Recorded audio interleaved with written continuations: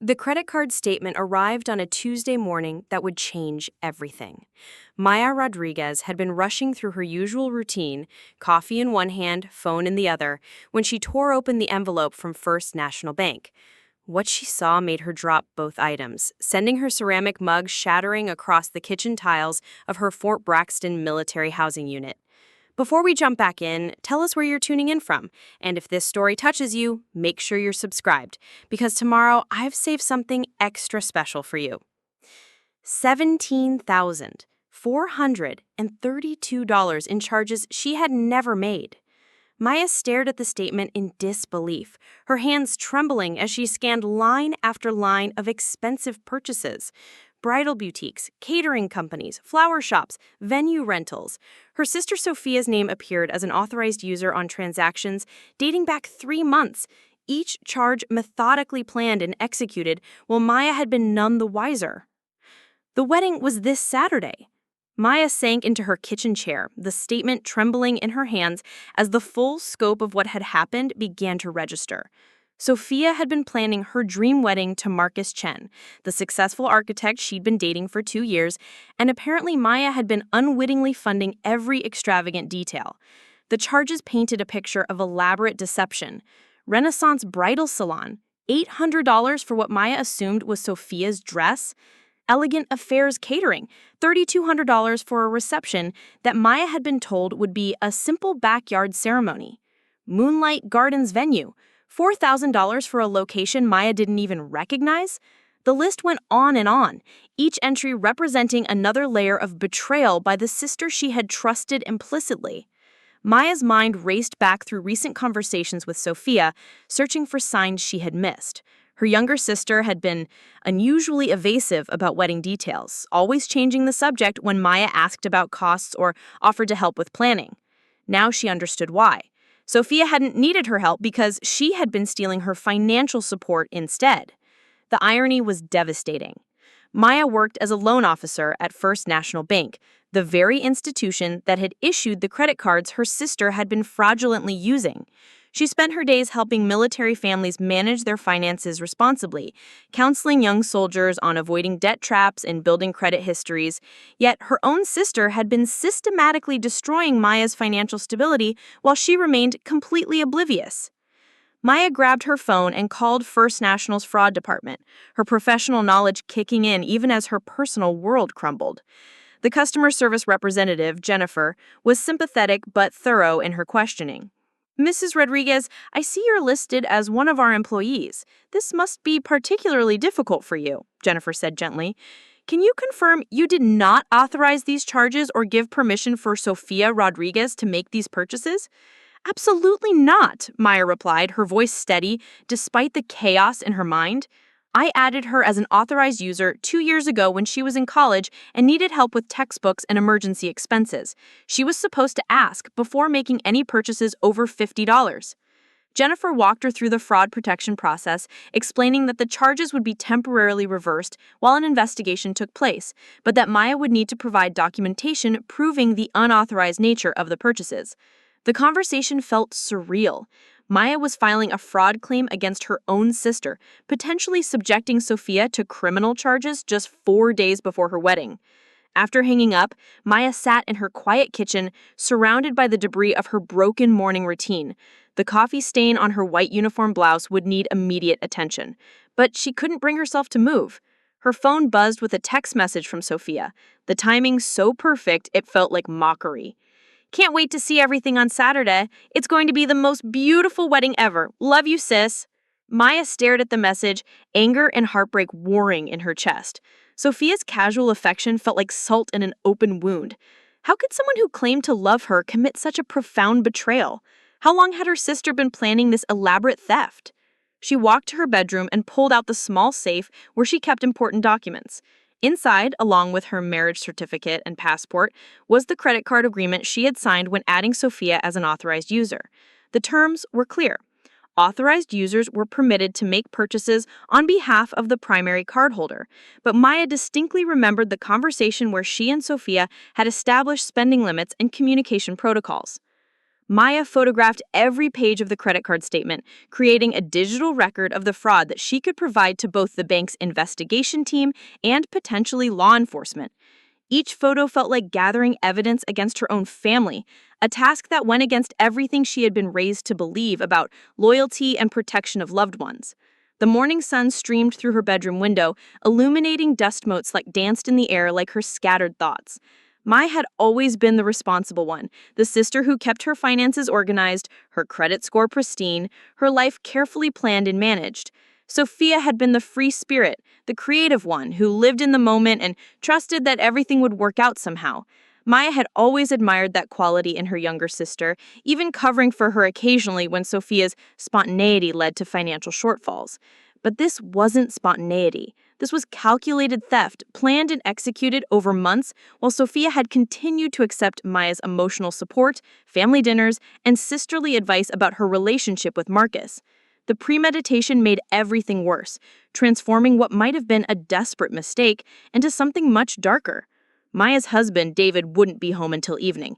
As a colonel in the Army and president of the Fort Braxton Community Bank, his days were packed with meetings, personnel reviews, and the complex responsibilities of managing both military and civilian financial operations.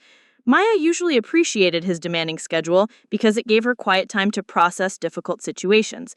But today, she desperately needed someone to help her make sense of what was happening.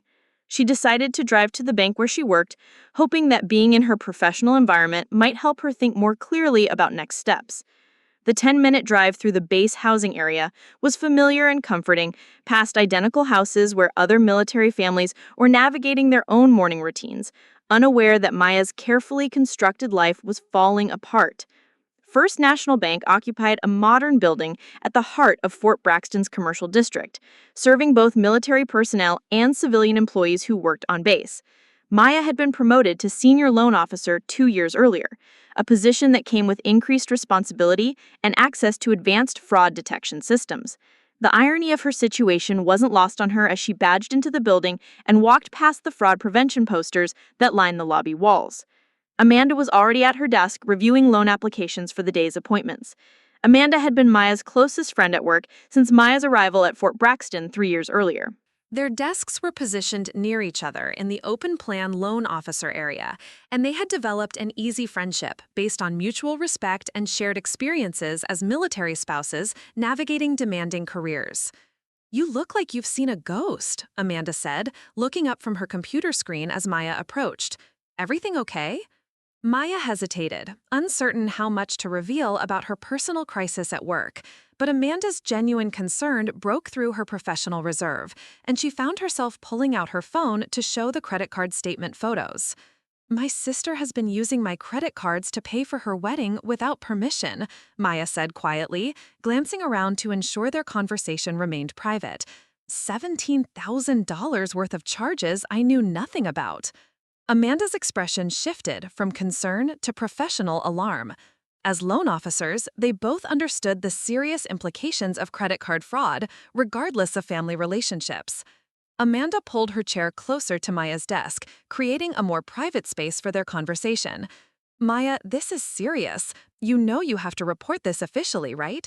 Not just to the fraud department, but potentially to law enforcement, depending on how the investigation goes."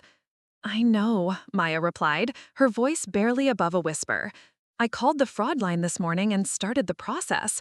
But Amanda, she's my sister. Her wedding is this Saturday. If I follow through with this, I could destroy her entire future." Amanda was quiet for a moment, understanding the impossible position Maya faced. They had both seen cases where family members had committed financial crimes against each other, and the emotional devastation was always profound for everyone involved. "What does David think about all this?" Amanda asked, knowing that Maya's husband's banking background would provide valuable perspective on the situation. "He doesn't know yet. He left for meetings before I opened the statement this morning. I'm dreading telling him because I know exactly what he's going to say. That I have to follow through with the fraud claim regardless of family relationships. That letting this slide would be both personally and professionally irresponsible." Amanda nodded slowly. "He's not wrong, Maya. You know that, right?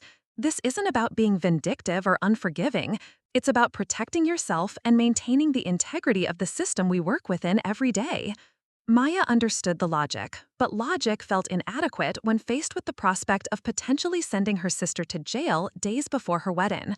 She had spent her entire adult life being Sophia's protector and advocate, helping her through college financial struggles, relationship difficulties, and career uncertainties. The idea of becoming the instrument of Sophia's downfall felt fundamentally wrong, even when she was clearly the victim of significant financial crime. The morning progressed with Maya attempting to focus on her scheduled loan interviews, but her mind kept returning to the credit card charges and their implications.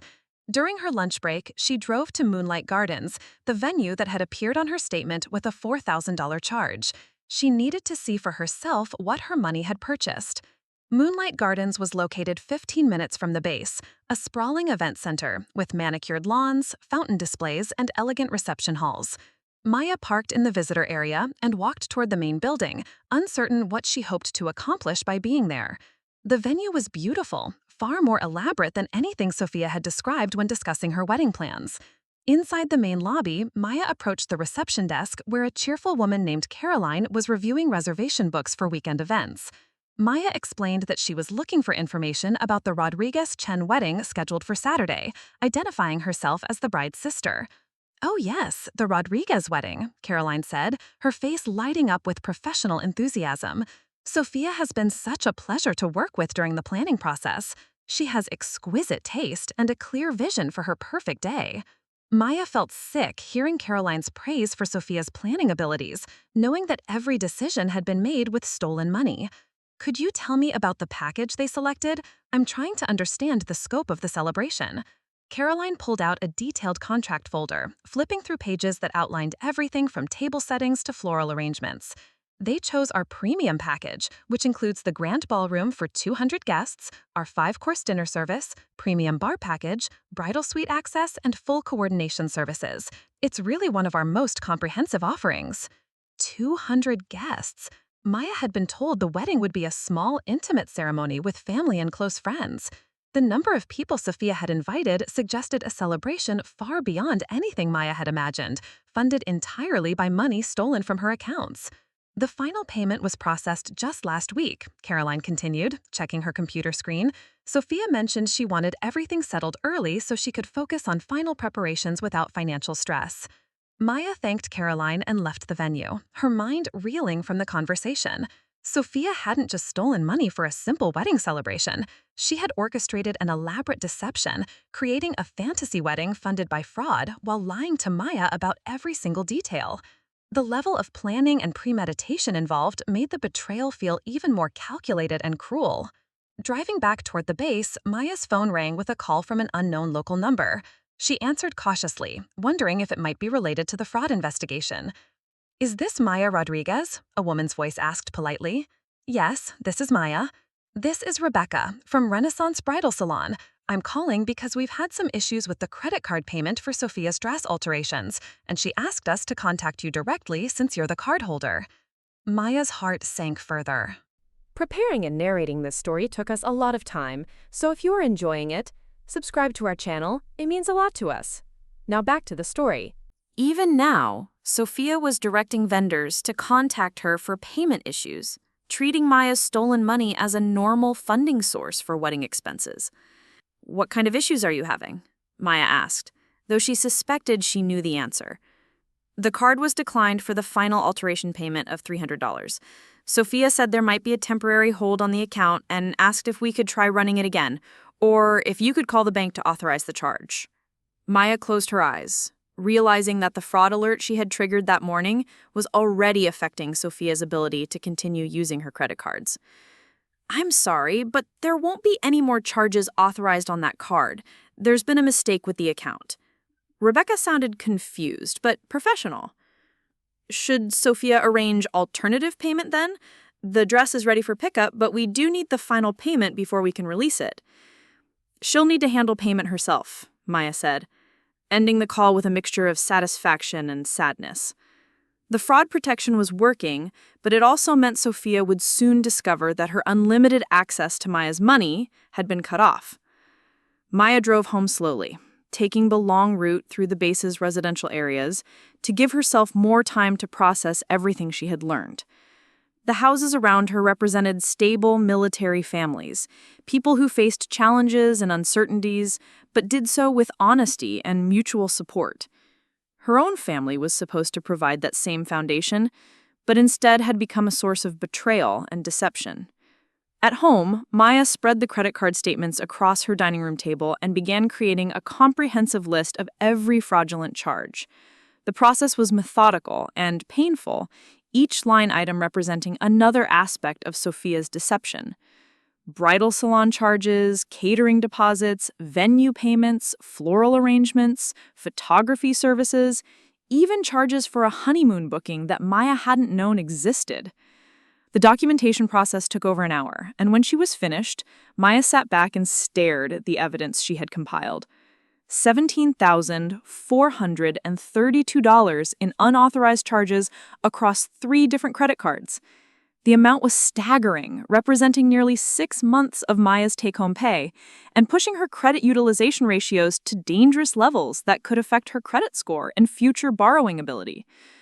Maya realized that Sophia's theft hadn't just stolen money, it had potentially damaged Maya's financial reputation and creditworthiness, consequences that could affect her ability to qualify for mortgages, car loans, or other credit products in the future.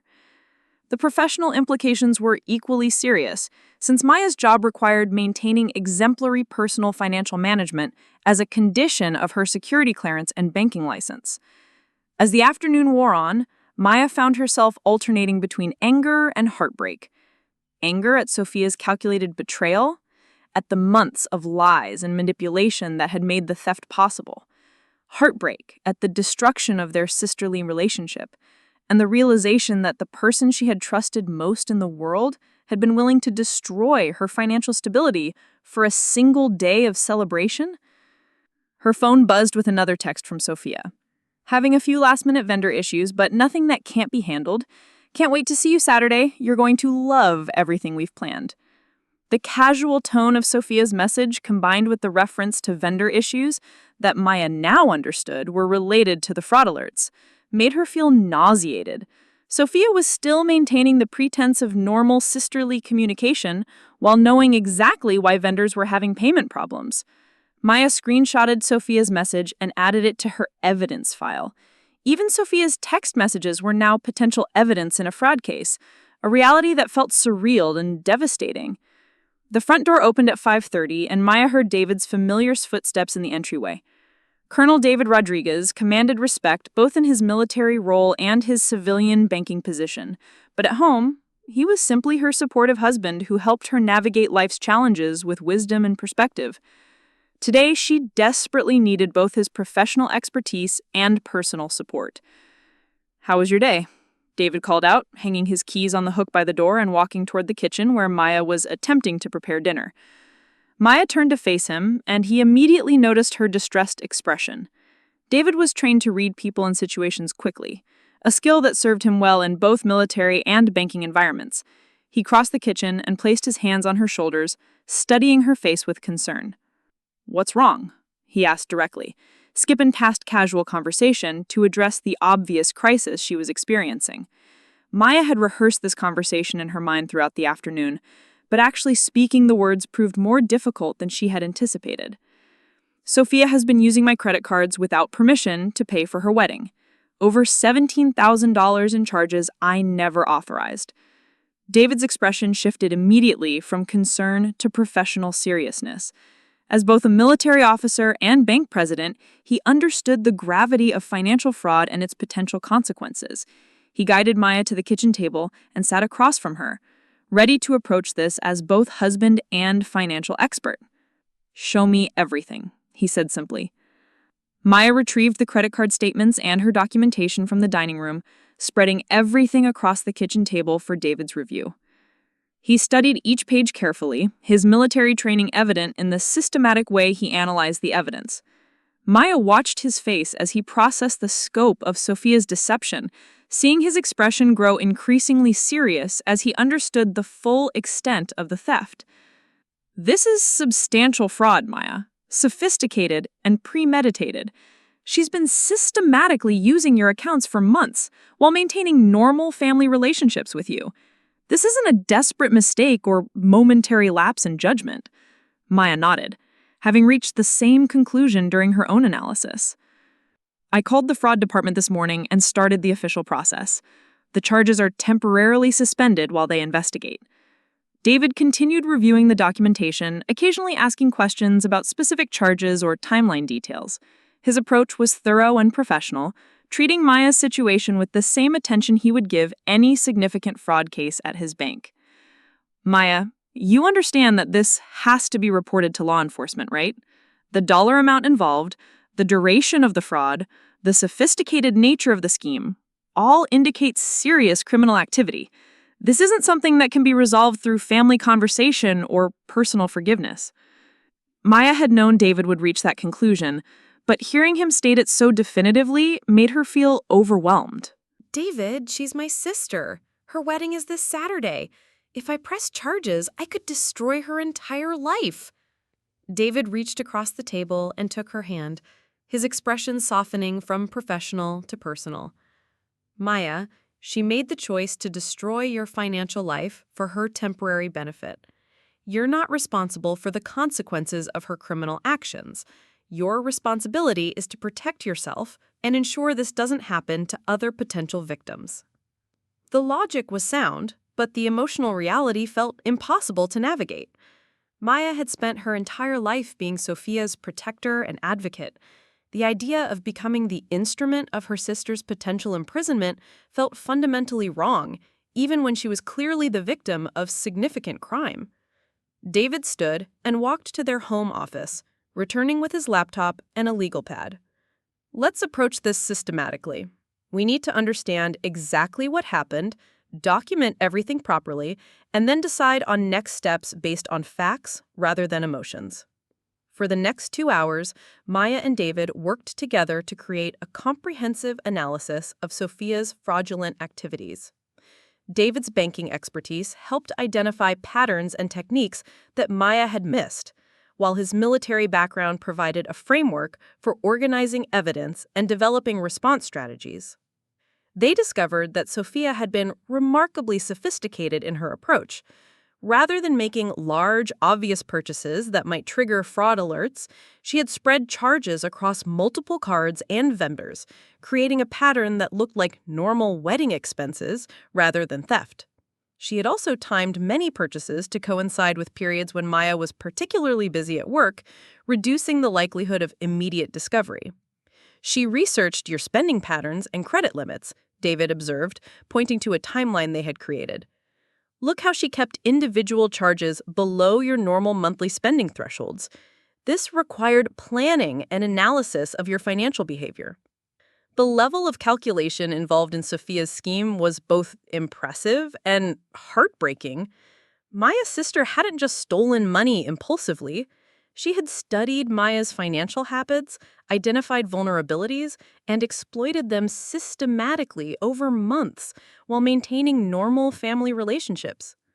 As they worked, Maya found herself sharing details about recent conversations with Sophia, interactions that had seemed normal at the time, but now revealed manipulative undertones. Sophia's evasiveness about wedding costs, her sudden reluctance to accept Maya's offers of financial help, her unusual interest in Maya's work schedule and travel plans. All of it had been part of a larger strategy to facilitate theft while avoiding detection. David listened without judgment, occasionally asking clarifying questions, but mostly allowing Maya to process her memories and emotions. His presence was calming and supportive, even as they dealt with evidence that would likely result in serious legal consequences for Maya's sister. By 8 o'clock, they had created a comprehensive file that documented every aspect of Sophia's fraud. The evidence was overwhelming and clearly supported criminal charges, but the personal cost of pursuing justice felt overwhelming to Maya. "I need to think about this overnight," Maya said, exhaustion evident in her voice. "I understand the professional and legal requirements, but I need time to process the family implications." David nodded, understanding the emotional complexity Maya faced. "Take the time you need, But remember that every day we wait gives Sophia more opportunities to hide assets, manipulate evidence, or potentially victimize others. Time is not neutral in fraud cases. Maya knew he was right, but the prospect of potentially destroying Sophia's wedding and future felt impossible to bear, regardless of what Sophia had done to her. The battle between personal loyalty and professional responsibility was tearing her apart, and she had less than 4 days to decide how to handle the most difficult situation of her life. As they prepared for bed, Maya's phone buzzed with a final text from Sophia for the day. "Sweet dreams, sis. Just 3 more days until the best day of my life. I love you so much." Maya stared at the message, wondering how Sophia could continue expressing affection while knowing exactly what she had done.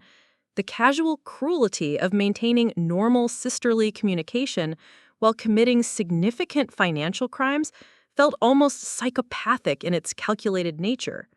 She showed the message to David, who read it with the same professional detachment he had maintained throughout their evening analysis.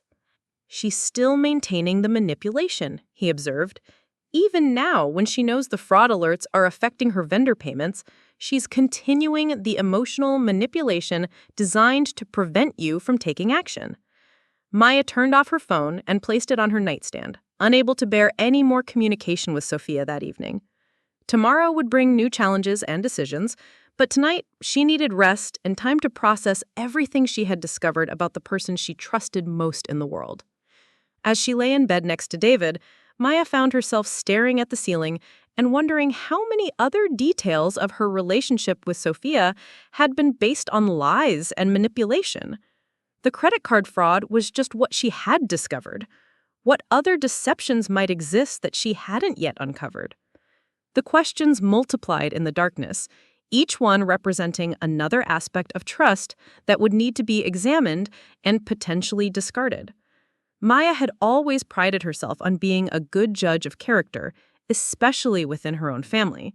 The realization that she had been so completely deceived by someone she loved felt like a fundamental failure of instinct and wisdom. Sleep came fitfully, interrupted by dreams of wedding celebrations funded by stolen money and family relationships built on systematic deception. Maya woke several times during the night, each time remembering anew the evidence spread across her kitchen table and the impossible decisions waiting for her in the morning. Tomorrow would bring new revelations, difficult conversations, and choices that would determine not only Sophia's future, but the entire trajectory of Maya's family relationships. The credit card statement that had arrived that Tuesday morning had opened a door that could never be closed, revealing truths that would change everything Maya thought she knew about love, loyalty, and the people she trusted most in the world. Wednesday morning arrived with deceptive normality. Maya's alarm sounded at 6:30 as usual, and for a brief moment between sleep and consciousness, she almost forgot about the devastating discovery that had shattered her world the day before. Then memory crashed back like a physical blow, and she lay in bed, staring at the ceiling, while David moved quietly through their morning routine. The evidence was still spread across their dining room table, a paper trail of betrayal that seemed to mock the cheerful morning sunlight streaming through their windows. Maya had hoped that a night's rest might provide clarity about how to handle Sophia's theft, but instead she felt more confused and conflicted than ever before. David appeared in the bedroom doorway, already dressed in his military uniform, coffee mug in hand. His expression was gentle but serious, and Maya could see that he had been thinking about our situation throughout the night as well. David nodded, understanding immediately. That's probably wise. This situation requires your full attention, and trying to counsel other people about financial responsibility when your own family has committed fraud against you would be impossible. He sat on the edge of their bed, setting his coffee on the nightstand. Maya, I know this is incredibly difficult, but I want you to think about something. What would you tell a client who came to you with this exact situation? If someone walked into your office and showed you evidence that a family member had stolen $17,000 through credit card fraud, what would your professional advice be? Maya knew exactly what she would tell a client in this situation, and the knowledge made her feel sick. She would advise immediate reporting to law enforcement, complete documentation of all fraudulent activity, and consultation with legal counsel to protect their financial interests. She would stress that family relationships couldn't supersede legal responsibilities, especially when significant crimes were involved. I would tell them to report it immediately, Maya admitted quietly. I would explain that allowing family members to commit financial crimes without consequences often leads to escalating behavior and additional victims. David reached over and took her hand. You would give that advice because it's the right advice, both legally and practically. The situation doesn't change just because you're the victim instead of the counselor. Maya appreciated David's logic, but logic felt inadequate when faced with the prospect of potentially destroying Sophia's entire future. Her phone buzzed with a text message from her mother, Elena, and Maya's stomach clenched with anxiety. Looking forward to the final dress fitting today. Sophia is so excited to show us how beautiful everything looks together. This wedding is going to be absolutely magical. Maya stared at the message, realizing that their mother was completely unaware of Sophia's criminal activities. Elena had been involved in wedding planning discussions, offering her own contributions of time and small financial gifts, believing she was supporting a legitimate celebration of love and commitment. The thought of her mother's reaction to learning about Sophia's fraud was almost unbearable. Elena had always been proud of both her daughters, frequently bragging to friends and neighbors about Maya's successful banking career and Sophia's creative talents. Discovering that one daughter had committed significant crimes against the other would devastate Elena's faith in their family's fundamental values. After David left for work, Maya sat in her kitchen with her laptop and began researching the legal implications of credit card fraud in their state. The information was sobering and comprehensive, outlining penalties that ranged from hefty fines to several years in prison, depending on the amount involved and the defendant's criminal history.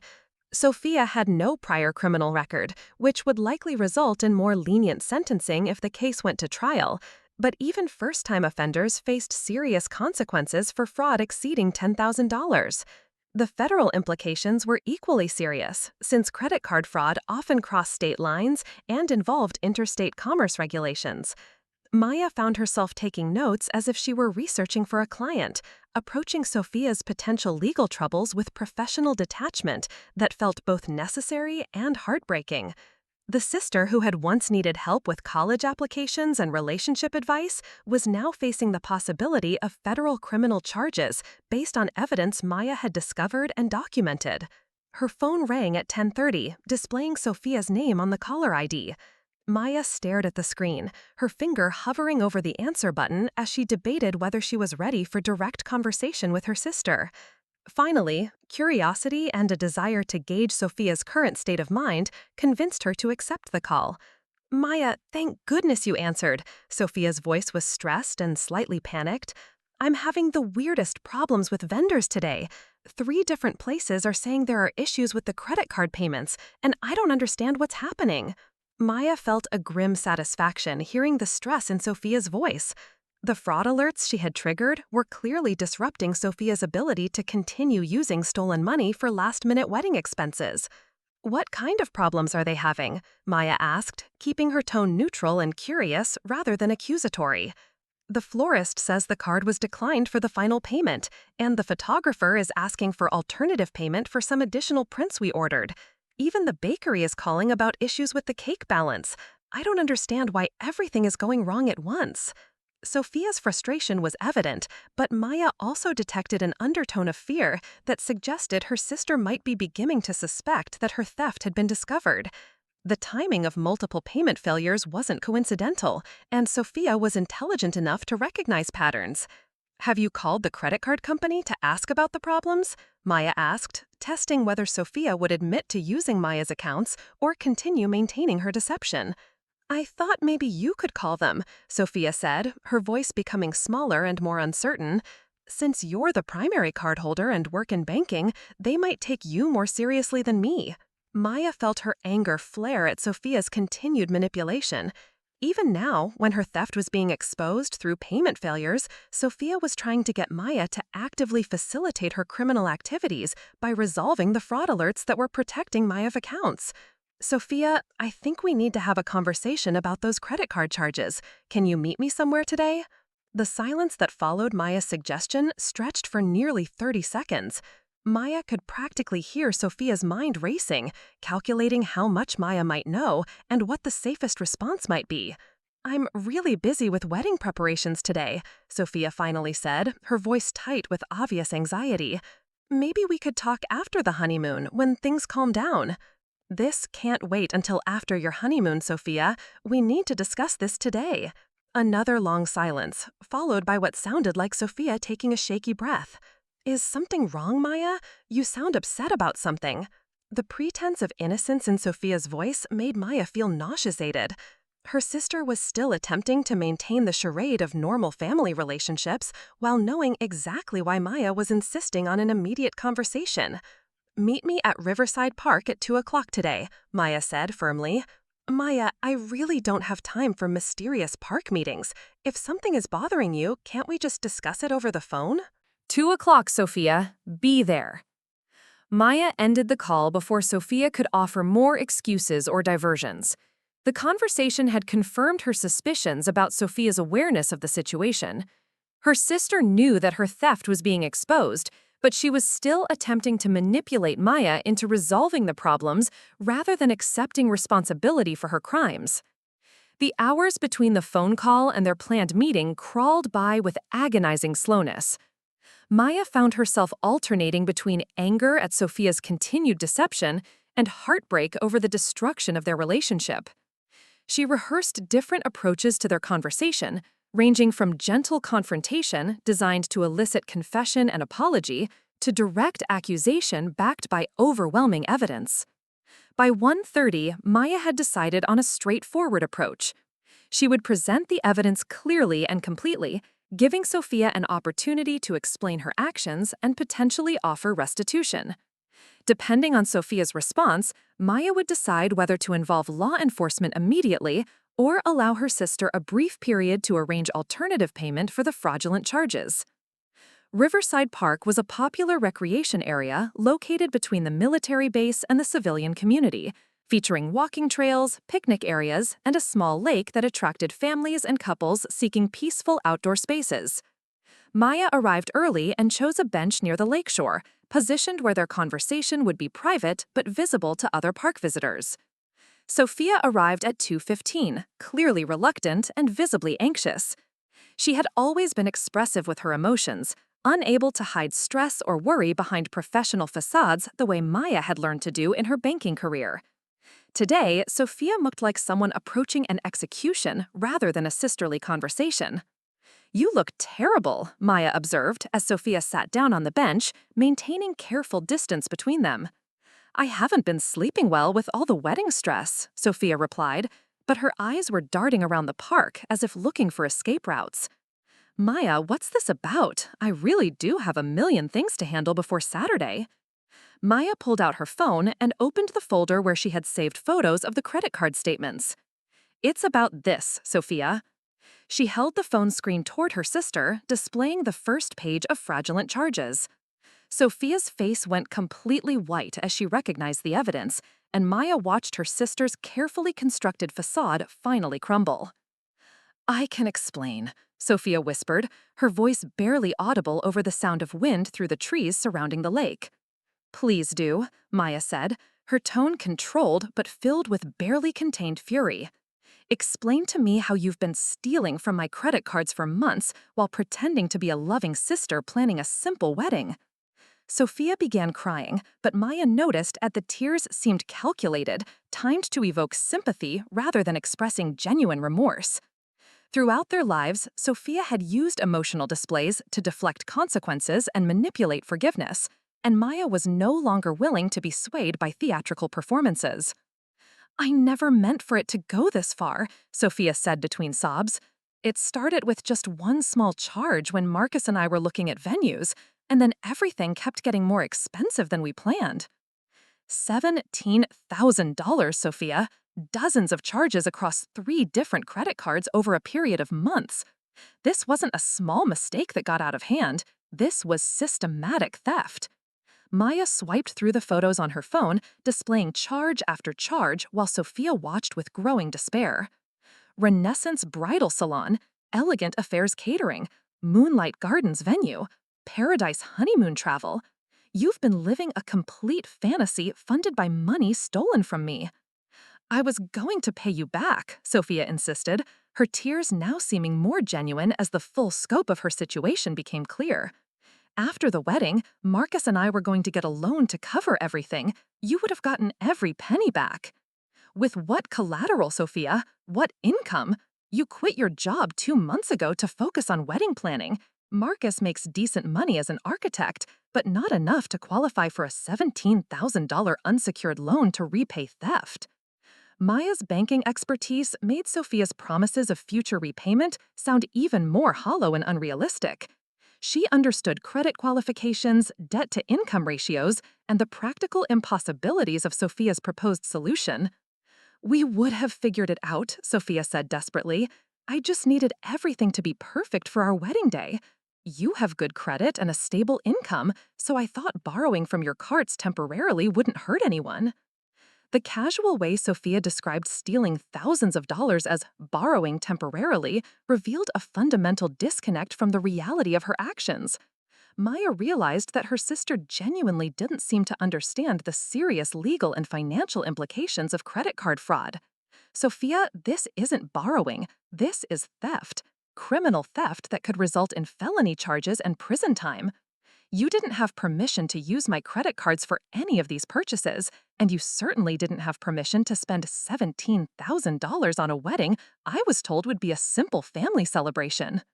Sophia's crying intensified as she realized that Maya had been investigating the charges and discovering the full extent of her deception. "I wanted to tell you the truth, but I knew you would worry about the cost.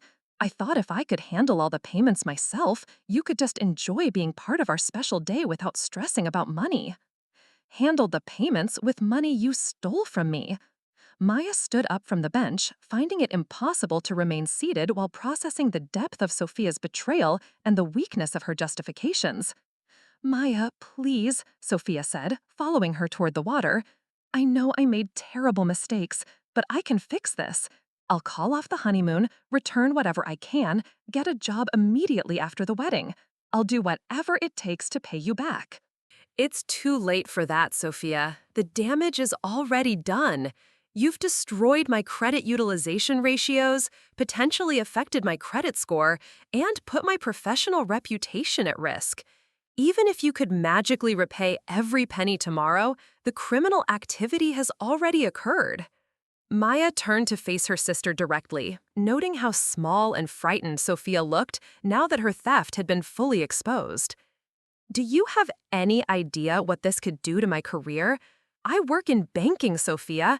I hold security clearances that require exemplary personal financial management. Having family members commit credit card fraud against me could affect my professional licensing and security clearances." This consequence clearly hadn't occurred to Sophia, whose face showed genuine shock as she realized that her crimes might affect Maya's livelihood as well as her personal finances. "I didn't think about your job," Sophia whispered. "I thought it would just be like lending between sisters, except handled privately." "There's nothing private about credit card fraud, Sophia. The bank has already started a fraud investigation based on my report yesterday morning. This is going to be thoroughly documented and potentially forwarded to law enforcement regardless of what we decide today." Maya sat back down on the bench, suddenly feeling exhausted by the emotional intensity of their conversation. "I need to know everything, Sophia. When did this start? How did you plan it? What made you think this was acceptable?" Over the next hour, Sophia provided a detailed confession that revealed the sophisticated nature of her theft. The scheme had begun 4 months earlier when she and Marcus had started receiving quotes from wedding vendors and realized their budget was completely inadequate for their vision of a perfect celebration. Sophia had initially planned to ask Maya for a loan, but she worried that Maya would try to convince her to scale back the wedding to something more financially reasonable. Instead, Sophia had decided to use Maya's credit cards temporarily, planning to confess after the honeymoon and arrange repayment through a personal loan or payment plan.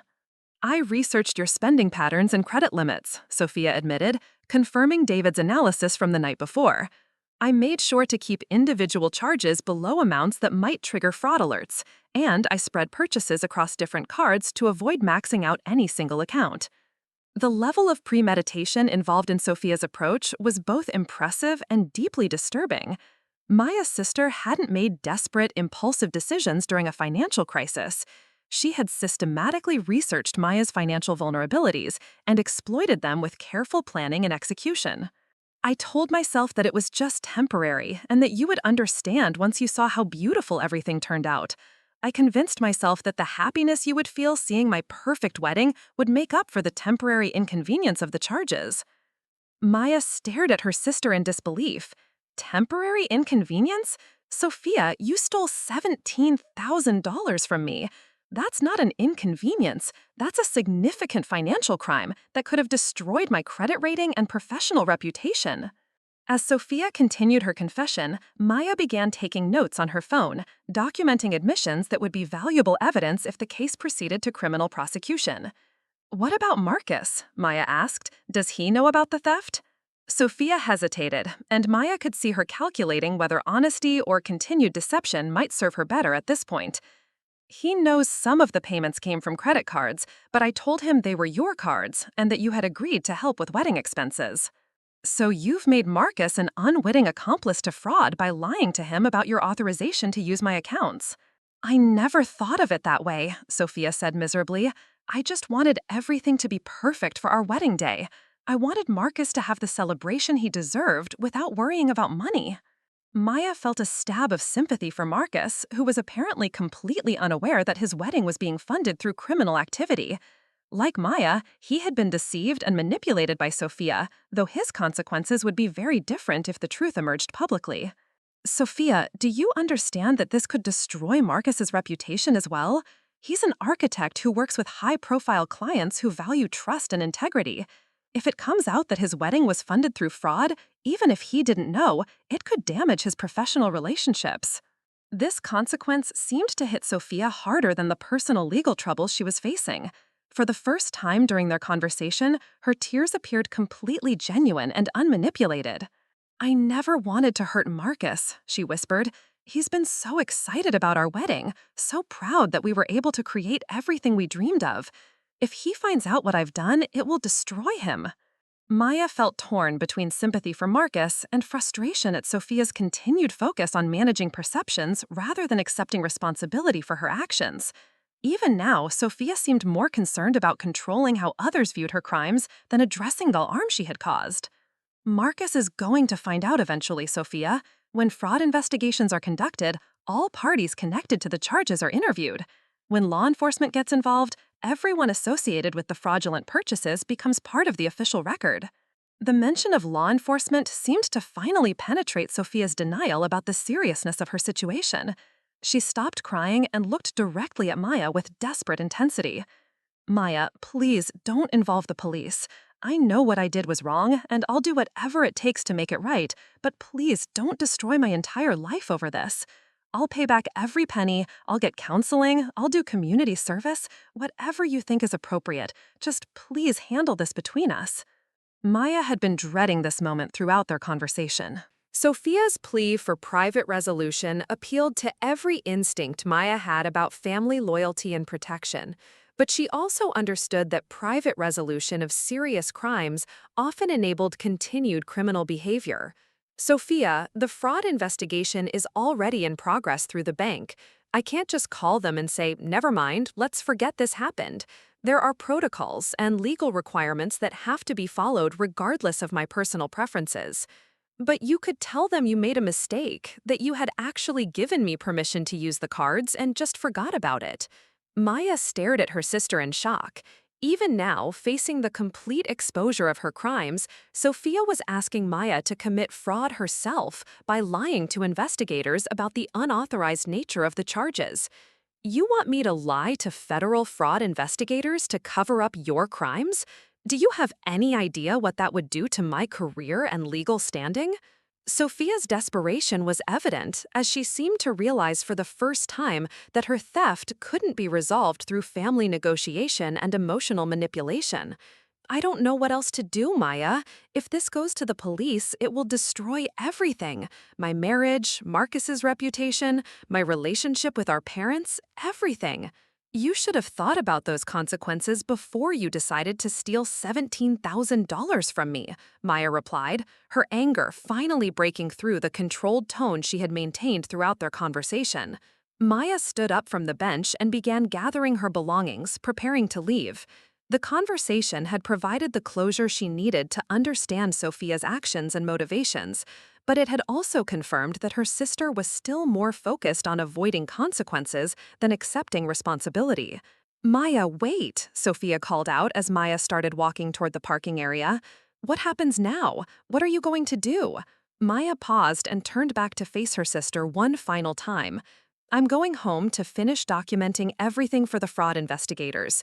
Tomorrow, I'm meeting with a lawyer to understand all of my legal options. What happens after that depends partly on how you handle the next few days." "What do you mean?" "I mean that your response to this situation will influence how I proceed. If you continue trying to manipulate and deceive people, if you try to blame me or claim this is all a misunderstanding, if you attempt to go through with your wedding as if nothing has happened, then I'll pursue every available legal remedy to protect myself and ensure you face full consequences for your crimes." Maya paused, considering her words carefully. "But if you take responsibility, if you're honest with Marcus and our parents, if you make genuine efforts to mitigate the damage you've caused, then maybe we can find a path forward that doesn't destroy everyone involved." Sophia wiped her eyes and looked at Maya with something resembling hope. "What kind of path forward?" "I don't know yet," Maya admitted. "But your choices over the next few days will determine whether you face this as someone who made terrible mistakes but took responsibility, or as someone who committed calculated crimes and tried to manipulate their way out of consequences." Maya walked to her car, leaving Sophia sitting alone on the bench beside the lake. As she drove home, Maya felt emotionally drained but clearer about her situation than she had since discovering the theft. The conversation had confirmed that Sophia's crimes were premeditated and sophisticated, but it had also revealed that her sister was still capable of remorse and genuine concern for the people she had harmed. At home, Maya called David to update him on the meeting with Sophia. He listened without interruption as she described Sophia's confession, her requests for private resolution, and Maya's ultimatum about taking responsibility for her actions. "How do you feel about her response?" David asked when Maya finished her summary. "Conflicted," Maya admitted. "Part of me believes that she's genuinely sorry and wants to make things right, but another part of me recognizes that she's still primarily focused on managing consequences rather than accepting them." David was quiet for a moment, considering Maya's assessment. "What did you think about her suggestion that you tell the investigators you had given permission for the charges?" "That was the most disturbing part of the entire conversation," Maya replied. "Even when she was supposedly taking responsibility and asking for forgiveness, she was still trying to get me to commit crimes to cover up her crimes." "That suggests her remorse might be more tactical than genuine," David observed. "Someone who truly understood the gravity of their actions wouldn't ask their victim to compound the situation with additional illegal activity." Maya appreciated David's analytical perspective, but she still felt torn between her professional understanding of appropriate consequences and her personal desire to protect her family from devastating outcomes. That evening, Maya's mother called to discuss final wedding preparations, completely unaware of the crisis that had erupted between her daughters. Elena's excitement about the upcoming celebration made Maya feel physically ill, knowing that her mother was looking forward to witnessing what she believed was a joyful family milestone. "I'm so proud of both my girls," Elena said during their conversation. "Sophia for finding such a wonderful man and planning such a beautiful wedding, and you for being such a supportive sister throughout the whole process." Maya struggled to respond appropriately to her mother's praise, knowing that within days, Elena would likely discover that one daughter had committed serious crimes against the other while maintaining the pretense of normal family relationships. After hanging up with her mother, Maya sat in her living room, staring at the evidence still spread across her dining room table. Tomorrow, she would meet with an attorney to discuss her legal options and responsibilities. Tomorrow, she would have to decide whether to pursue criminal charges against her sister or attempt some form of private resolution. But tonight, she was simply a heartbroken woman trying to process the destruction of her most fundamental family relationship and wondering whether anything could ever repair the trust that had been so completely shattered. Maya's phone buzzed with a text message from Sophia, sent nearly 3 hours after their park meeting had ended. "I'm sorry, Maya. I know that's not enough, but I truly am sorry for everything. I love you." Maya stared at the message, wondering if Sophia's apology represented genuine remorse or another attempt at emotional manipulation. The uncertainty was perhaps the most painful aspect of the entire situation.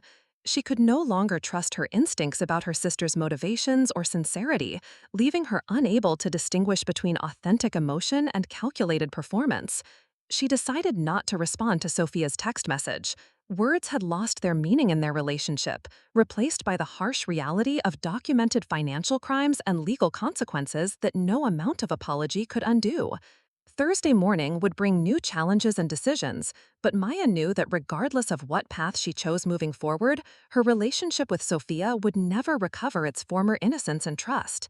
The sister she had loved and protected throughout their lives had been revealed as someone capable of sophisticated deception and calculated cruelty, someone who would steal from family while maintaining loving relationships for months. As Maya prepared for bed, she realized that her decision about legal consequences was becoming clearer. Sophia's request that Maya lie to investigators had demonstrated that her sister still prioritized avoiding accountability over accepting responsibility. That revelation made Maya's choice about how to proceed much easier to understand and justify.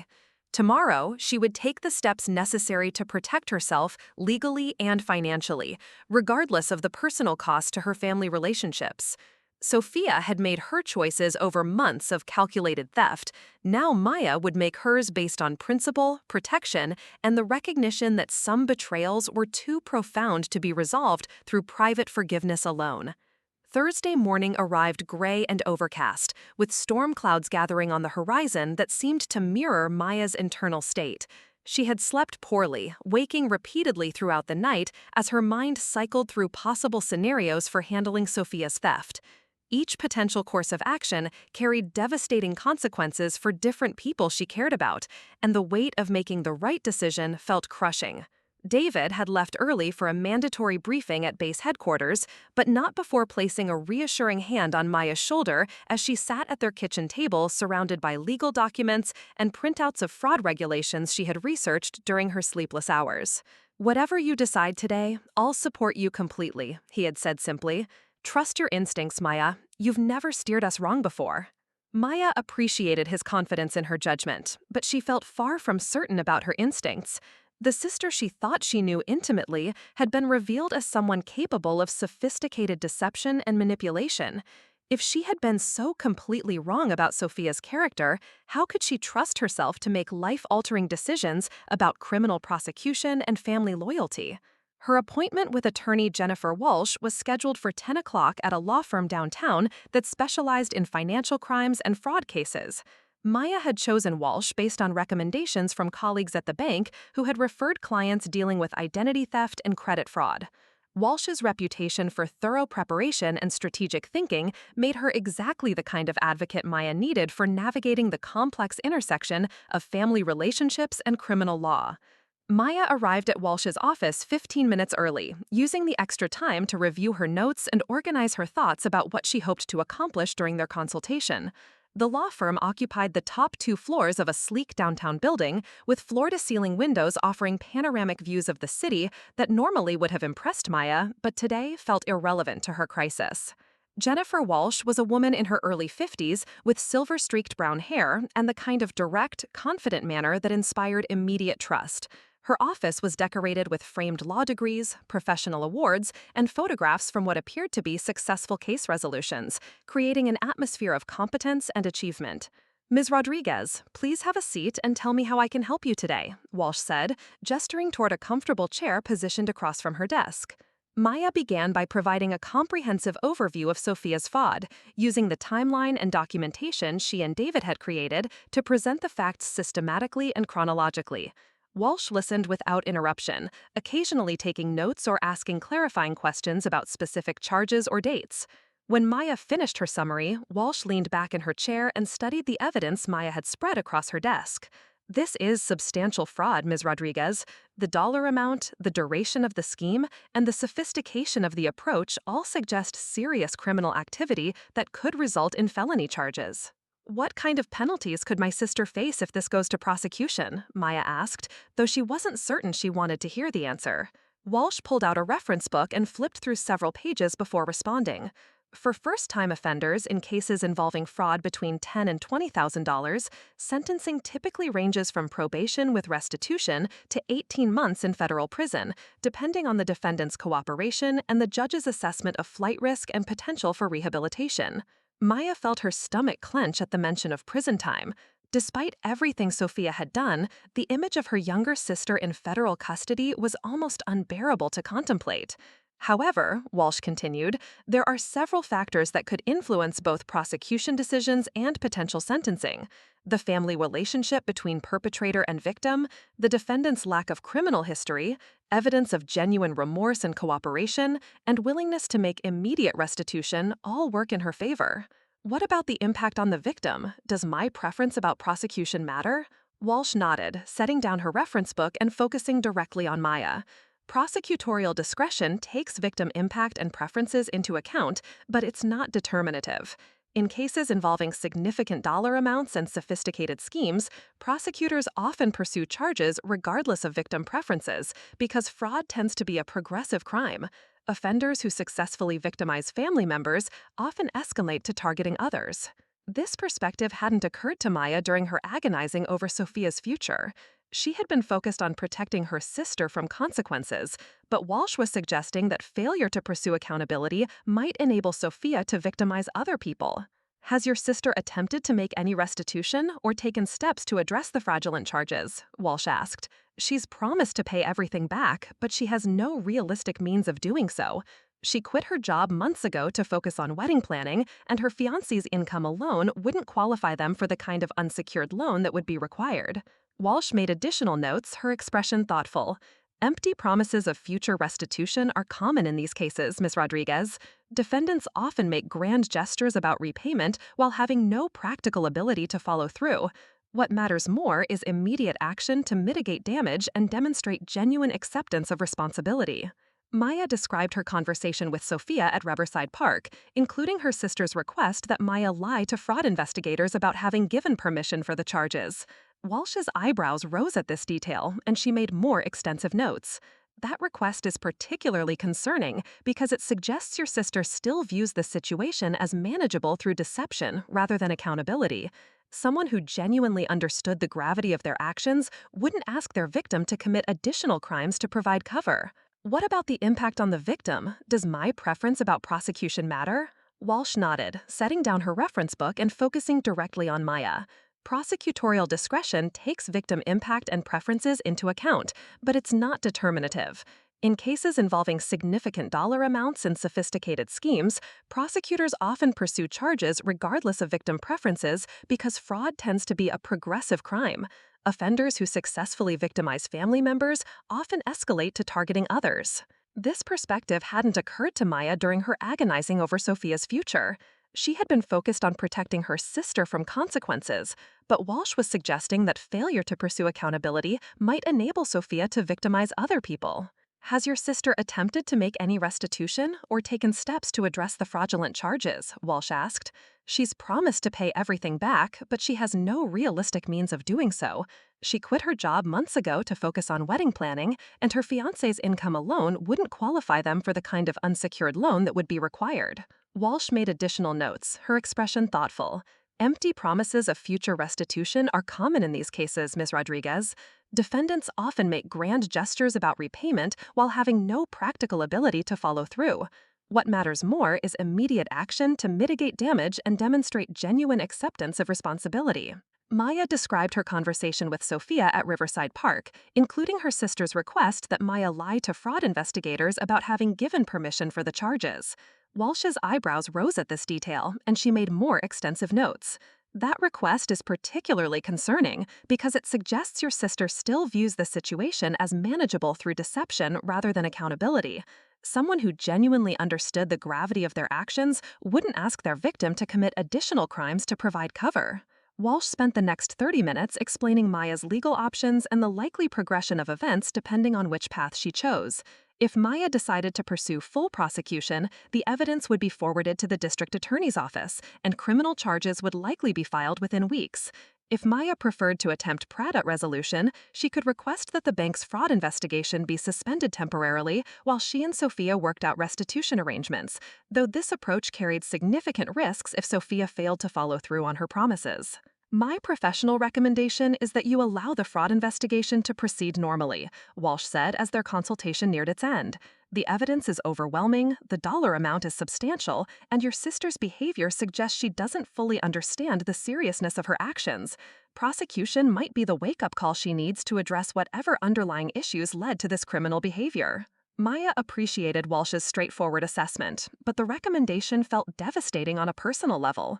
What would prosecution mean for the wedding scheduled for Saturday?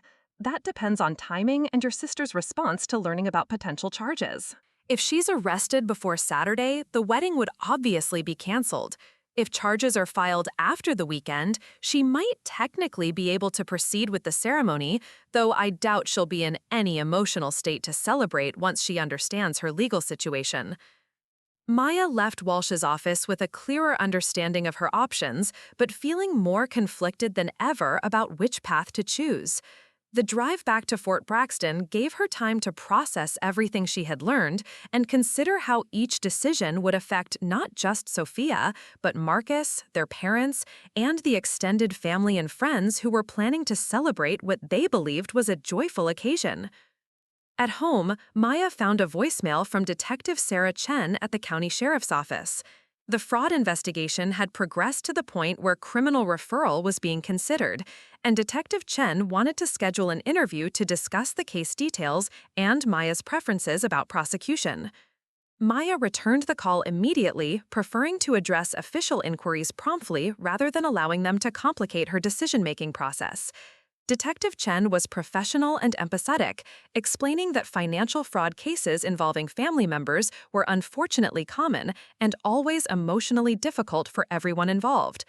Ms. Rodriguez, I want you to understand that this isn't a decision you have to make alone, Detective Chen said. We have victim advocates who specialize in helping people navigate these situations, and there are resources available to help you understand all of your options. Maya appreciated the detective's sensitivity, but she also understood that law enforcement's primary concern was ensuring appropriate consequences for criminal behavior rather than preserving family relationships. What happens if I decide I don't want to pursue prosecution?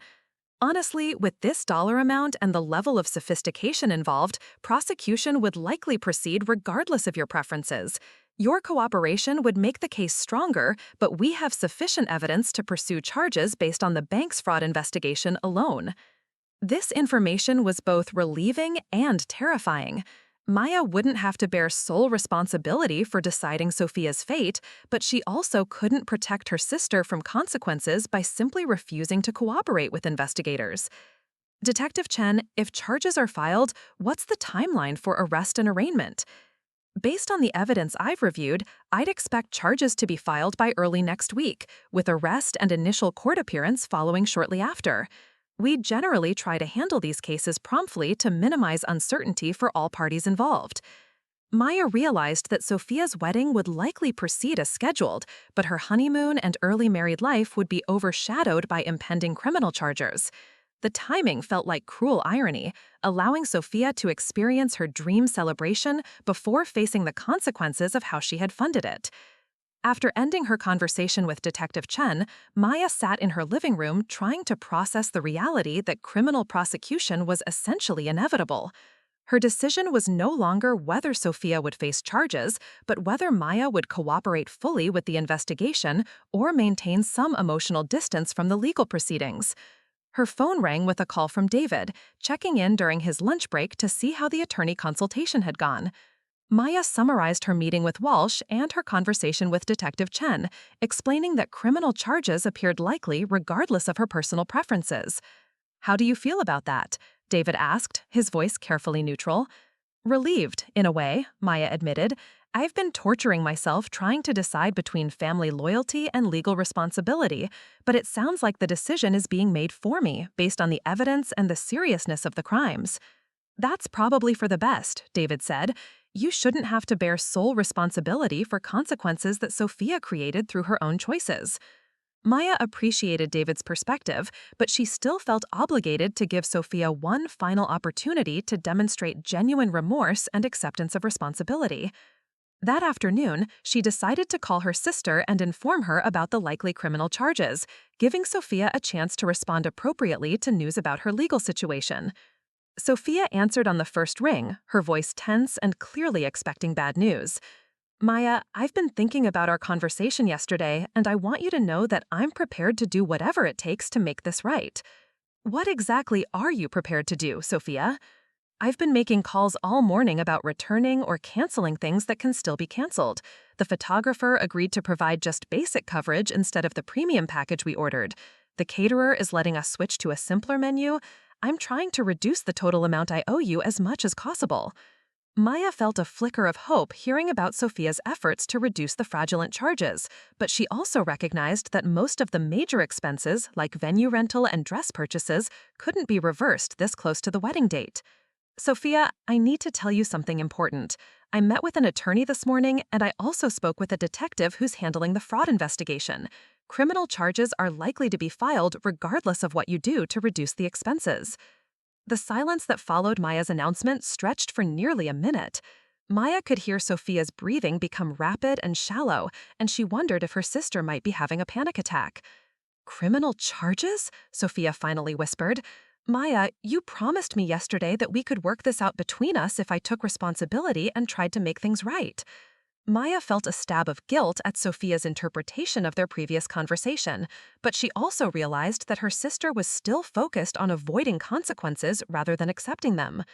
"I said your response would influence how I handled the situation, Sophia, but the bank's fraud investigation has progressed beyond my control, and the dollar amount involved means law enforcement is treating this as a serious crime." "But I'm trying to fix things," Sophia said, her voice becoming increasingly desperate. "I'm doing everything you asked me to do. I'm taking responsibility, I'm being honest about what happened, I'm trying to reduce the charges. What more can I do?" Maya understood Sophia's panic, but she also recognized that her sister was still primarily motivated by avoiding punishment rather than genuinely understanding the harm she had caused. "Sophia, have you told Marcus the truth about how the wedding has been funded?" Another long silence. "I'm planning to tell him everything after the honeymoon, when we've had time to enjoy our celebration and I can explain the whole situation properly." Maya felt her patience evaporate completely. Even now, facing potential criminal charges, Sophia was still planning to deceive Marcus through their wedding ceremony and honeymoon, allowing him to participate unknowingly in a celebration funded by theft. "You're still lying to him, Sophia. You're going to let him exchange vows and celebrate your marriage while he has no idea that everything around him has been paid for with stolen money." "I just want to give him one perfect day before everything gets complicated," Sophia pleaded. "Once he knows the truth, our marriage won't never have the same joy and innocence. Can't I have just this one day to remember before everything becomes about legal problems and financial stress?" Maya realized that Sophia fundamentally didn't understand that her marriage was already built on deception and theft, regardless of when Marcus learned the truth. "You're still lying to him, Sophia. You're going to let him exchange vows and celebrate your marriage while he has no idea that everything around him has been paid for with stolen money." "I just want to give him one perfect day before everything gets complicated," Sophia pleaded. "Once he knows the truth, our marriage will never have the same joy and innocence. Can't I have just this one day to remember before everything becomes about legal problems and financial stress?" Maya realized that Sophia fundamentally didn't understand that her marriage was already built on deception and theft, regardless of when Marcus learned the truth. The wedding ceremony wouldn't create authentic joy or innocence. It would create an elaborate lie that would make everything worse when the truth inevitably emerged. Sophia, if you go through with this wedding without telling Marcus the truth, you'll be starting your marriage with the same deception and manipulation you used to steal from me. How do you think he's going to feel when he finds out that you lied to him throughout your engagement, your wedding ceremony, and your honeymoon? He'll understand that I did it out of love, Sophia said, but her voice lacked conviction. Once the legal problems are resolved and we've paid back every penny, he'll see that everything I did was to give us the perfect start to our life together. Maya ended the call without responding to Sophia's continued self-deception. Her sister was still living in a fantasy world where theft and deception could be justified by good intentions, and where criminal behavior could be resolved through private negotiation and emotional manipulation. That evening, Maya and David had their most serious conversation yet about the situation's broader implications. David's position as both a military officer and bank president meant he had professional obligations to report financial crimes, especially when they involved family members who might create conflicts of interest or compromise his security clearance. Maya, I need to officially report the situation to my superiors in both my military and banking roles, David said as they sat at their kitchen table with all the evidence spread between them. Having a family member commit fraud against another family member who works in banking creates potential security and professional complications that I can't ignore. Maya understood David's position, though she hadn't fully considered how Sophia's crimes might affect his career as well as hers. What kind of complications are you worried about? In my military role, having family members involved in financial crimes could raise questions about my own judgment and financial management. In my banking role, there could be concerns about conflicts of interest or compromised decision-making if I'm involved in any cases that might relate to family members. David pulled out his laptop and began drafting official notifications to his military chain of command and the bank's board of directors, documenting his family connection to an ongoing fraud investigation and his commitment to maintaining professional objectivity despite personal relationships.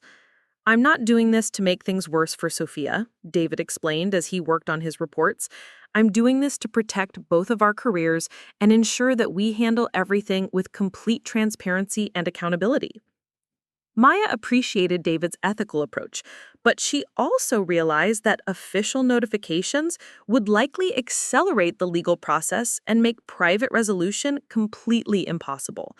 Once David's superiors were aware of the situation, institutional protocols would take precedence over family considerations. Friday morning brought a call from Maya's mother that she had been dreading. Alina was excited about final wedding preparations and wanted to coordinate arrival times and seating arrangements for the ceremony. Maya listened to her mother's cheerful chatter about flowers and music, while knowing that Elena was planning to attend a celebration that might never take place. "Mom, I need to ask you something," Maya said when Elena paused for breath. "Has Sophia mentioned anything unusual about wedding expenses or payment arrangements?" "What do you mean, dear? She's been very secretive about costs, but I assumed that was because she and Marcus wanted to handle everything independently without feeling obligated to accept too much help from family." Maya realized that Elena had been given the same misleading information about the wedding's scope and financing that Maya had received. Sophia had systematically deceived everyone in their family about every aspect of her wedding planning. "Mom, I think you should prepare yourself for the possibility that there might be some complications with the wedding tomorrow." Elena's tone immediately became concerned. "What kind of complications? Is Sophia having second thoughts about Marcus? Are there problems with the venue?" Maya struggled with how much to reveal to her mother before Sophia had been given a final opportunity to take responsibility herself. "I can't give you details yet, but there might be some last-minute changes to the celebration. I just wanted you to be prepared in case things don't go exactly as planned." "Maya, you're frightening me. If something is wrong, I need to know so I can help fix it. Is this about money? Because your father and I could contribute more if Sophia and Marcus are having financial difficulties." The offer of additional financial help from her parents made Maya feel sick, knowing that Elena was volunteering to contribute to a wedding that was already funded through theft. Mom, please don't make any financial commitments until after tomorrow. Just wait and see how things develop. Maya ended the call feeling guilty about her vague warnings, but unable to fully explain a situation that Sophia should address herself. Her sister had less than 24 hours to demonstrate genuine responsibility by being honest with Marcus and their parents, or face the consequences of allowing everyone to participate unknowingly in her elaborate deception. That afternoon, Maya received a call from Detective Chen with an update on the investigation timeline. Ms. Rodriguez, based on the evidence review and consultation with the prosecutor's office, we're planning to file charges on Monday morning. I wanted to give you advance notice so you could prepare for media attention and any family complications that might arise. Media attention? Maya asked, not having considered that Sophia's arrest might become public information. Financial fraud cases involving substantial dollar amounts often generate local news coverage, especially when they involve elaborate schemes like this one. The fact that the defendant is getting married this weekend might make it particularly interesting to reporters looking for human interest angles. Maya felt overwhelmed by the prospect of her family's crisis becoming entertainment for local news audiences. Sophia's wedding would be followed immediately by her arrest and arraignment, creating a dramatic story that would likely attract significant public attention. Detective Chen, is there any way to handle the arrest discreetly to minimize family embarrassment? We'll do everything possible to maintain dignity and privacy, but arrests are public record and court proceedings are generally open to public attendance. I can't make promises about media coverage, but we'll handle the law enforcement aspects as professionally as possible. Maya thanked Detective Chen and immediately called David to update him on the timeline for Sophia's arrest. They spent the evening discussing how to prepare their family for the media attention and legal proceedings that would begin within days. Maya, I think you need to make one final attempt to get Sophia to take responsibility before it's too late. David suggested, call her tonight and explain exactly what's going to happen on Monday. Give her one last chance to do the right thing. Maya agreed, though she had little hope that Sophia would suddenly develop the courage and integrity that had been missing throughout their entire ordeal. She called Sophia at 8 o'clock, reaching her sister at Marcus's apartment where final wedding preparations were taking place. Sophia, I need to tell you something very important, and I need you to listen carefully without interrupting. Criminal charges are being filed against you on Monday morning. You're going to be arrested for credit card fraud, and the case is likely to receive media coverage because of the dollar amount involved and the timing with your wedding.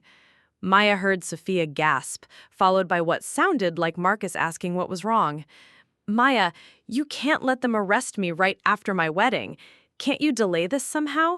Just give me a few weeks to enjoy being married before everything becomes about legal problems. I don't have any control over the timing, Sophia. The investigation has progressed beyond my influence, and law enforcement is following standard protocols for fraud cases. But this will destroy everything, Sophia whispered, apparently having moved to a location where Marcus couldn't overhear their conversation. Maya, you can't let them arrest me right after my wedding. Can't you delay this somehow? Just give me a few weeks to enjoy being married before everything becomes about legal problems. Maya heard Marcus's voice in the background, asking Sophia if she was okay and whether there were any problems with the wedding preparations. Sophia responded with cheerful reassurance that everything was perfect and they would have a wonderful day tomorrow. I heard that, Sophia. You're still lying to him, even while we're discussing your impending arrest for fraud. You're going to let him wake up tomorrow excited about marrying you while you know that his celebration is built on stolen money and that you'll be arrested within days. I just need this one day, Sophia pleaded. After tomorrow, I'll tell him everything and we'll face whatever consequences come together as a married couple. But I can't destroy his happiness on the night before our wedding. Maya realized that Sophia would never voluntarily take responsibility for her actions. Her sister was so invested in maintaining her fantasy of a perfect wedding that she was willing to compound her deception indefinitely rather than accept accountability for her crimes. Goodbye, Sophia. I hope you understand someday that the choices you're making tonight are worse than the theft that started all of this. Maya ended the call and turned off her phone, unable to bear any additional communication with her sister. Tomorrow, Sophia would proceed with her elaborate wedding celebration, funded by stolen money, deceiving Marcus and their entire family one final time before facing the consequences of her criminal behavior. Saturday morning dawned bright and clear, with the kind of perfect weather that would have made Sophia's wedding ceremony absolutely beautiful under normal circumstances. Maya woke up feeling emotionally numb, having reached a state of detached acceptance about events that were now completely beyond her control. David was already awake, sitting at their kitchen table with his laptop and coffee, finalizing official reports about his family's involvement in an ongoing fraud investigation. His superiors had been supportive and understanding, but had also emphasized the importance of maintaining complete objectivity and professional distance from any case developments. "How are you feeling about today?" David asked as Maya joined him at the table. "Empty," Maya replied honestly. "I keep thinking about Marcus waking up excited about marrying the woman he loves, not knowing that everything around him has been paid for with money stolen from his future sister-in-law." Maya's phone had been buzzing with messages since she turned it back on, including texts from her mother about timing and logistics for the wedding ceremony. Elena was completely unaware that she was preparing to attend a celebration funded by criminal activity. At 10 o'clock, Maya made one final decision about her level of participation in Sophia's deception of Marcus. She called her mother and explained that she wouldn't be attending the wedding due to a serious personal conflict that she couldn't discuss in detail. "Maya, you can't miss your sister's wedding over some disagreement or hurt feelings. Whatever happened between you and Sophia can be worked out after the ceremony. This is a once-in-a-lifetime occasion." "Mom, please trust me when I say that attending this wedding would compromise my integrity in ways I can't accept. I love Sophia, but I can't participate in the celebration." Elena was silent for a long moment, clearly trying to understand the seriousness of Maya's position. "Is Sophia in some kind of trouble? Should your father and I be concerned about her well-being?" "Sophia is going to need family support in the coming weeks, but not the kind of support that involves pretending her problems don't exist. She needs people who will encourage her to face reality and take responsibility for her actions." Maya ended the call knowing that her absence from the wedding would raise questions and create family tensions, but also knowing that her presence would make her complicit in Sophia's continued deception of Marcus and their parents.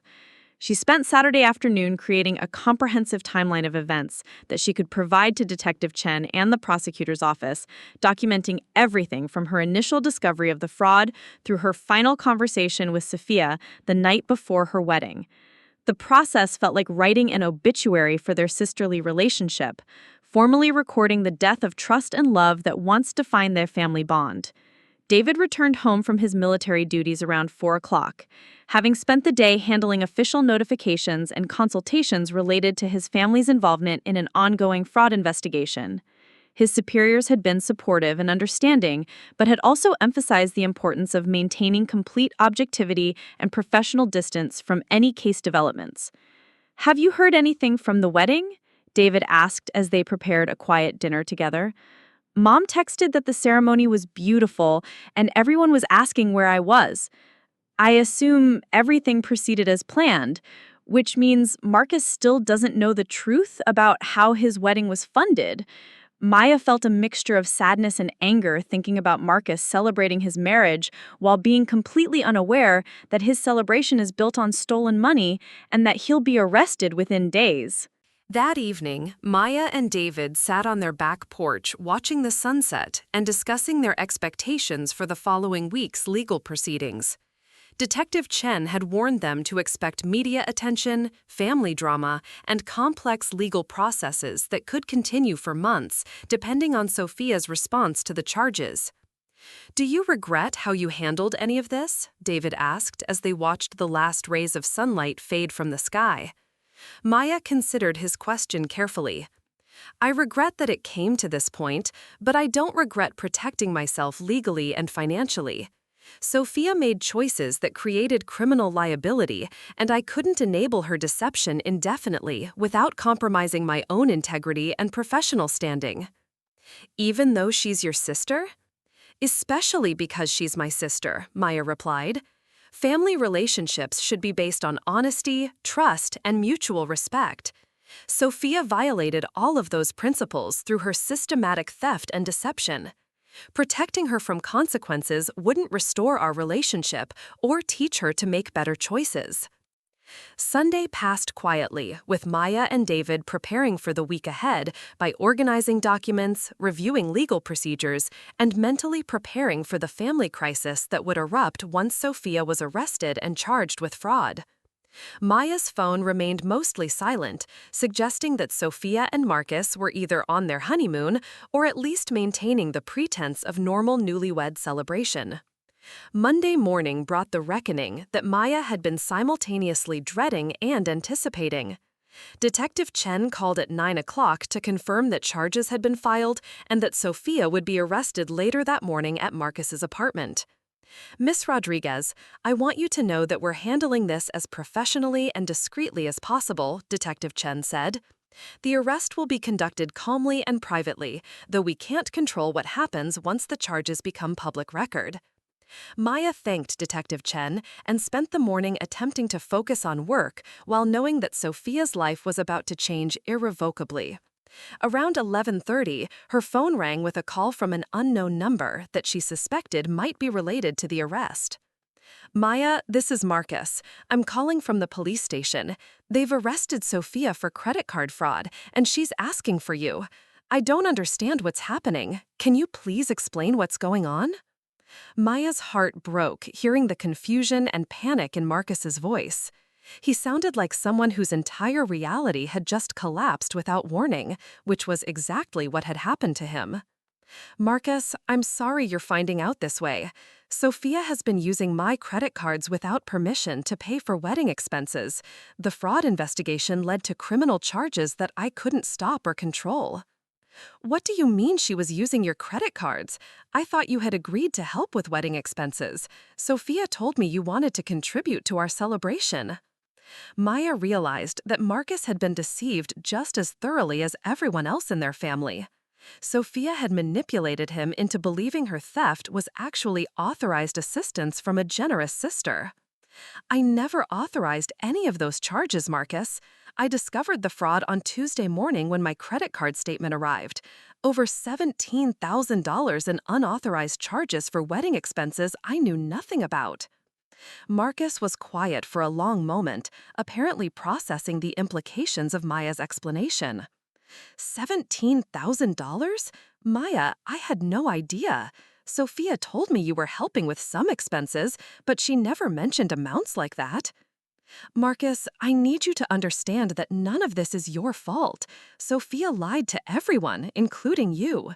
She deceived me about the wedding's scope and cost, and she deceived you about having authorization to use my accounts. But the honeymoon, the venue, the catering, everything was so expensive. How did she afford all of it if she was stealing from you? Marcus sounded like he was beginning to understand the full scope of Sophia's deception. She stole from me to pay for everything, Marcus.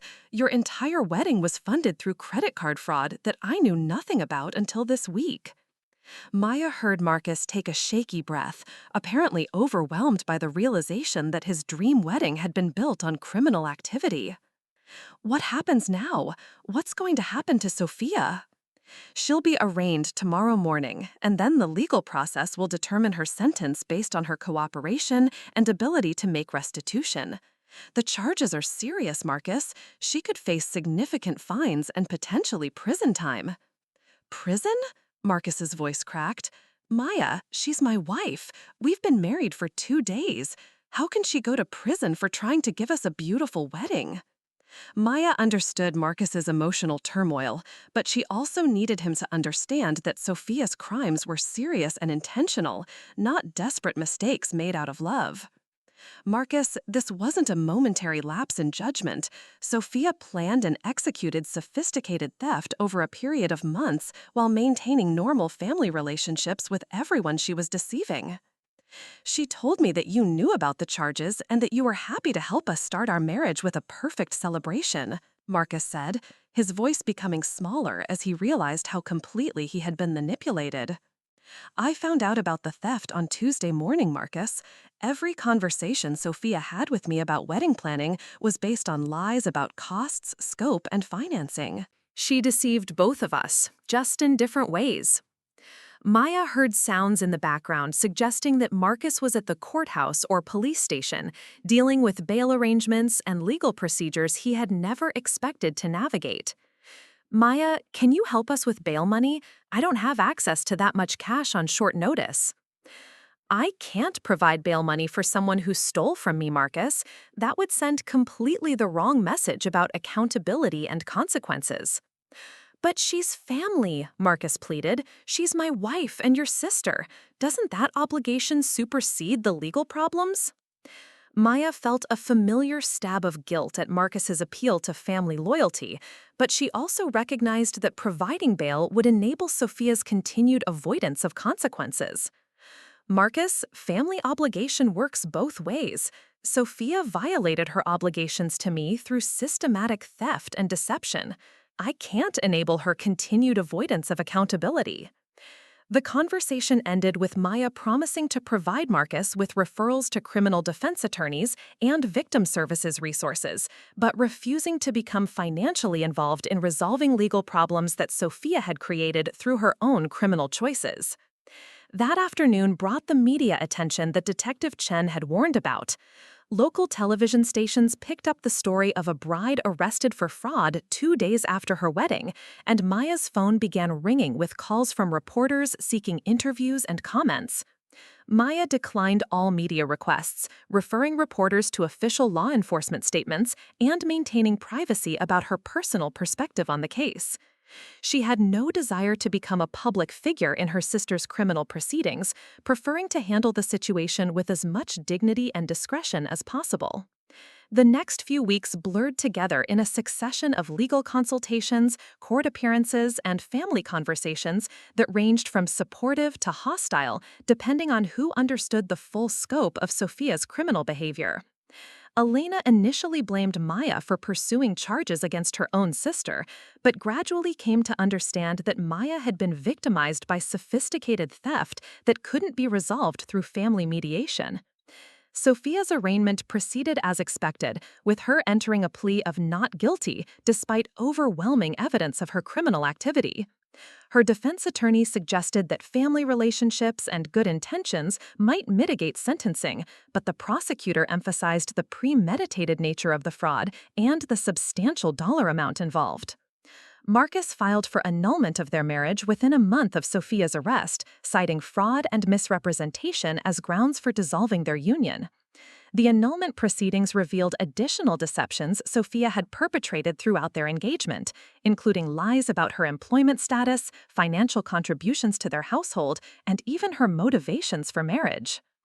She told me she loved me and wanted to build a life together, Marcus explained during one of his conversations with Maya as the legal proceedings unfolded.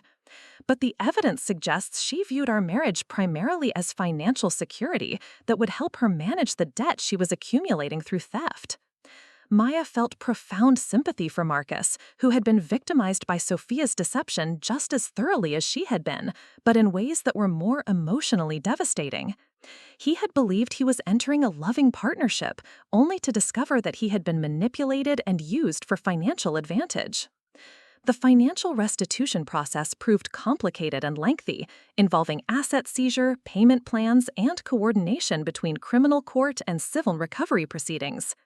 Sophia had no realistic ability to repay $17,000, especially while facing unemployment and potential incarceration, so Maya accepted that full financial recovery was unlikely. 6 months after the initial discovery of the fraud, Sophia pleaded guilty to reduced charges in exchange for cooperation with restitution efforts and agreement to counseling and community service requirements. She received 18 months of supervised probation, 400 hours of community service, and a payment plan for partial restitution that would extend over several years. The sentencing hearing was the first time Maya had seen Sophia since their confrontation at Riverside Park, and the change in her sister's appearance was dramatic. Sophia looked thinner, older, and deeply exhausted by months of legal stress and social isolation.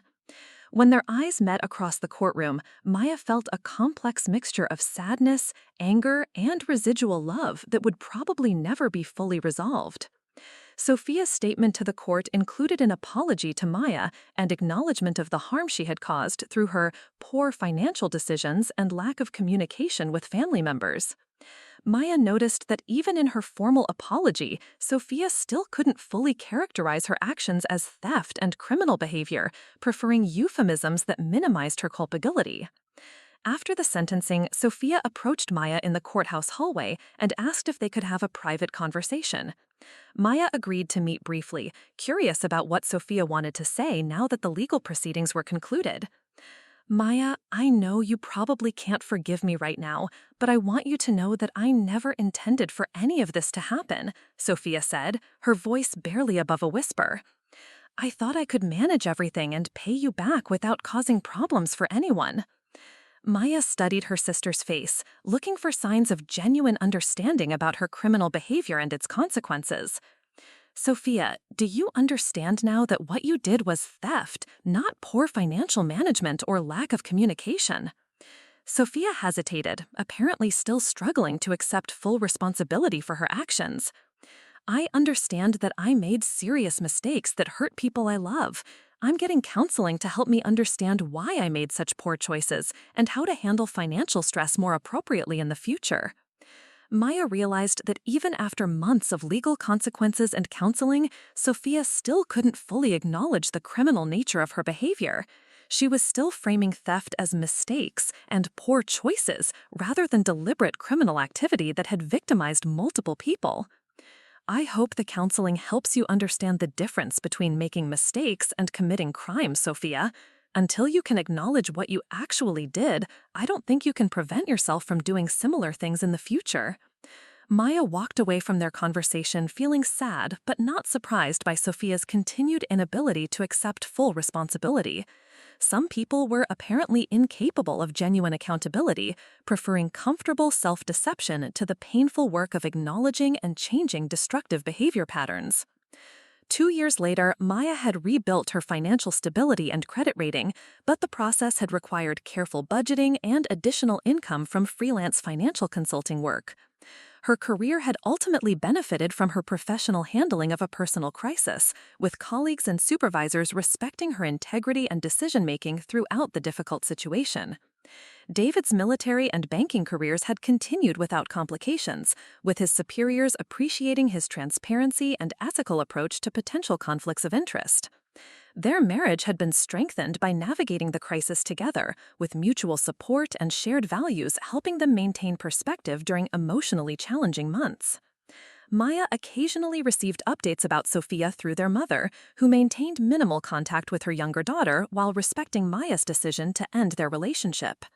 Sophia had moved to another state after completing her probation requirements, apparently seeking a fresh start away from the community where her criminal behavior had become public knowledge. The financial restitution payments arrived sporadically and in small amounts, suggesting that Sophia continued to struggle with employment and financial stability. Maya had long since stopped expecting meaningful repayment, viewing any recovered funds as unexpected bonuses. Marcus had rebuilt his life successfully, establishing a thriving architectural practice and eventually remarrying a woman who shared his values of honesty and mutual respect. He occasionally reached out to Maya during holidays or special occasions, maintaining a friendly relationship based on their shared experience of being victimized by Sophia's deception. "I'm grateful, in a strange way, that Sophia's crimes were discovered before I had children with her or invested more of my life in a relationship built on lies," Marcus explained during one of his periodic conversations with Maya as the legal proceedings unfolded. "But the short-term pain of discovery prevented much more significant long-term damage." Maya agreed with Marcus's perspective, recognizing that early detection of Sophia's criminal behavior had protected him from years of additional deception and financial victimization. The wedding fraud had been devastating, but limited in scope, compared to what might have happened if Sophia had continued her pattern of theft and manipulation throughout a longer marriage. Elena had eventually come to understand and support Maya's handling of the situation, though their mother continued to grieve the loss of her idealized image of family harmony. "I raised you girls to love and protect each other. I never imagined that protection might require one sister to hold the other accountable for criminal behavior." "You raised us to have integrity and treat people with honesty and respect," Maya replied.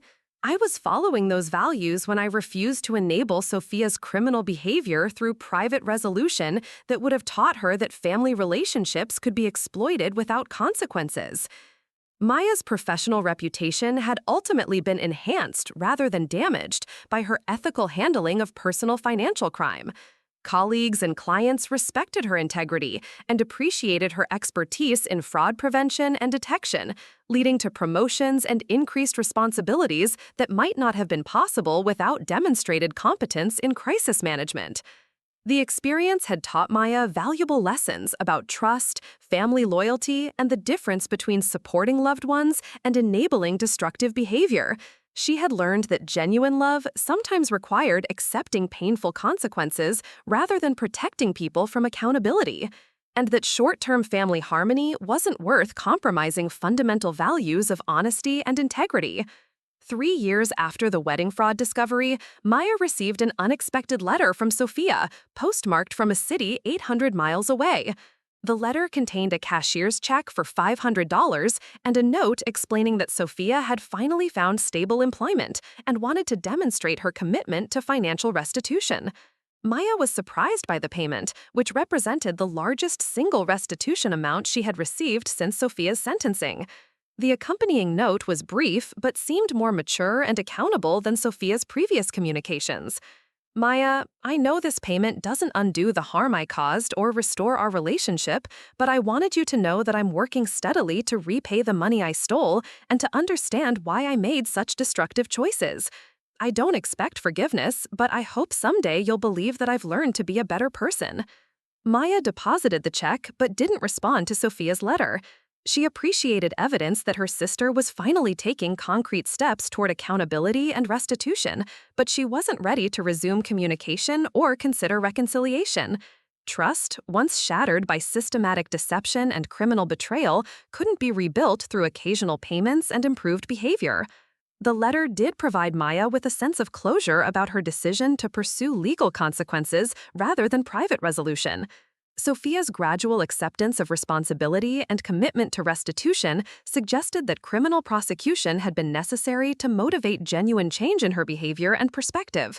Maya kept the letter in her home safe along with other documents related to the fraud case, viewing it as potential evidence of Sophia's evolving understanding of her criminal behavior. If additional restitution payments arrived with similar demonstrations of accountability, Maya might eventually consider limited communication, though full reconciliation seemed unlikely given the profound nature of Sophia's betrayal. David supported Maya's cautious approach to any potential reconciliation, understanding that forgiveness and trust were separate processes that couldn't be forced or accelerated through good intentions alone. "Take your time," he advised when Maya shared Sophia's letter with him. "Genuine change takes years to demonstrate, and you've earned the right to protect yourself emotionally until you're confident that change is authentic and sustainable."